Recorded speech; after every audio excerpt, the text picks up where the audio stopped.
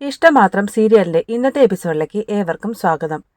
സുമിതയെ കാണാൻ വന്ന അമ്മാവൻ സുധാകരനെ സുമിത ജോലി ഉപേക്ഷിച്ച് ഗൾഫിലേക്ക് പോയെന്നും അവിടെ ഒരാളുമായി സുമിത പ്രണയത്തിലാണെന്നും അവർ തമ്മിൽ വിവാഹം കഴിക്കാൻ പോവുകയാണെന്നും പറഞ്ഞ് ആകാശ് മടക്കി അയക്കുകയാണ്. സഹായം അന്വേഷിച്ചാണ് സുമിതയെ അന്വേഷിച്ച് സുധാകരൻ വന്നിരിക്കുന്നതെന്ന് മനസ്സിലാക്കിയ ആകാശ് കുറച്ച് പൈസയും സുധാകരന് കൊടുക്കുന്നുണ്ട്. ഇത് കണ്ടുകൊണ്ട് വരികയാണ് ആദി. അയാൾ ആരാണെന്ന് ആദി ചോദിച്ചപ്പോൾ കുട്ടിയുടെ ട്രീറ്റ്മെന്റിന് സഹായം ചോദിച്ചു വന്ന ഒരാളാണെന്നും ഇവരെയൊക്കെയല്ലേ നമ്മൾ സഹായിക്കേണ്ടത് എന്നും ആകാശ് ആദിയോട് പറഞ്ഞു. മാധവിന്റെ ട്രീറ്റ്മെന്റ് ഫലം കണ്ടു തുടങ്ങി.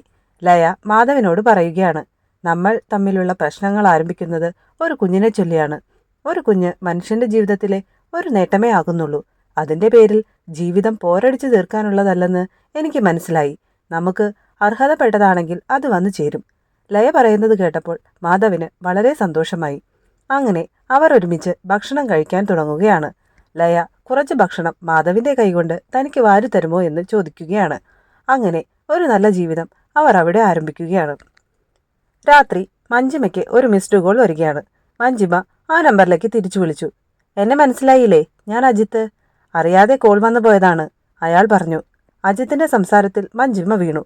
ഇനി ഇടയ്ക്കിടയ്ക്ക് വിളിക്കുന്നതിൽ ബുദ്ധിമുട്ടില്ലല്ലോ എന്ന് അജിത്ത് മഞ്ജിമയോട് ചോദിച്ചു. ഒരു ബുദ്ധിമുട്ടുമില്ല, ഞാൻ വെറുതെ ഇരിക്കുകയല്ലേ എന്ന് മഞ്ജിമ അജിത്തിനോട് പറയുകയാണ്. അങ്ങനെ സംസാരിച്ചുകൊണ്ട് നിൽക്കുമ്പോഴേക്കും രാമനാഥൻ വരികയാണ്. ആരോടാ രാത്രിയിൽ ഫോണിൽ സംസാരം? രാമനാഥൻ മഞ്ജിമയോട് ചോദിച്ചു.